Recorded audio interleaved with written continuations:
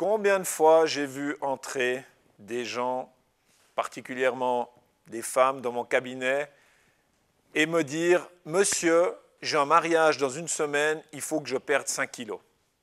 Alors là, ça me fait toujours intérieurement, voire souvent même extérieurement, sourire. Là, je leur dis « Écoutez, j'ai des solutions pour vous ». Certaines le comprennent parce qu'elles ont de l'humour, d'autres pas. Vous pouvez toujours vous couper un bras. Vous allez déjà perdre certainement 1 ou 2 kilos. Ça, c'est une première possibilité. Ou vous pouvez faire mieux, vous pouvez aussi aller nager avec des requins, puis peut-être qu'ils vous mangeront 1 ou 2 jambes. Et là, vous allez perdre certainement rapidement les kilos superflus. Voilà. Tout ça pour dire que si on veut perdre du poids, c'est une affaire à moyen et long terme et que tout ce qui est à court terme ne fonctionne pas.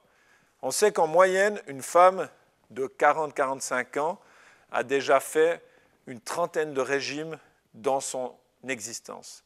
Et on sait aussi que les gens qui font des régimes, généralement dans la même année, reprennent plus de poids, et généralement c'est bien sûr plus de graisse qu'auparavant. Donc attention à ne pas faire n'importe quoi au niveau des régimes, parce que la plupart du temps, on perd d'abord de la masse maigre, c'est-à-dire du muscle, et que quand vous perdez du muscle, vous diminuez votre métabolisme de base.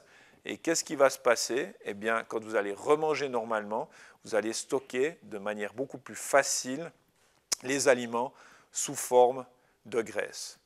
Le mieux, c'est d'apprendre à manger correctement, ce qu'il faut consommer le matin, ce qu'il faut consommer à midi, qu'est-ce qu'il faudrait manger pour son goûter, et puis aussi le soir. Et d'avoir une philosophie de son alimentation, une nouvelle éducation de son alimentation.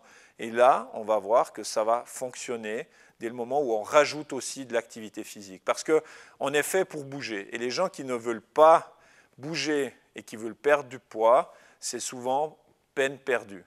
Donc les deux choses sont importantes, le mouvement et puis une rééducation alimentaire qui permettra finalement d'atteindre le poids qu'on aimerait avoir.